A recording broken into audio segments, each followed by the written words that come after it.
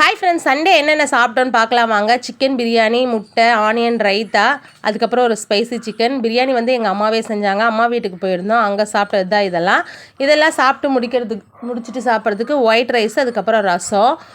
இன்றைக்கி மார்னிங் ஒரு ஃபங்க்ஷனில் சாப்பிட்டோம். ஆஃப்டர்நூன் பார்த்திங்கன்னா அம்மா வீட்டில் சாப்பிட்டோம். அதுக்கப்புறம் நைட்டு ஒரு ஃபங்க்ஷனுக்கு சாப்பிட்டோம். அது என்ன சாப்பிட்டேன்றதை காமிக்கிறேன். இன்றைக்கி ஆக மொத்தம் அடுப்பு பற்ற வைக்கவே இல்லை வீட்டில்.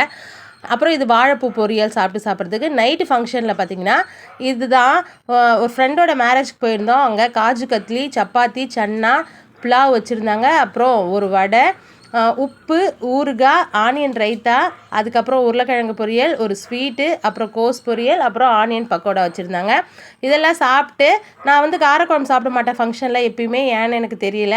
சாம்பாருக்கு போயிட்டேன் நான்.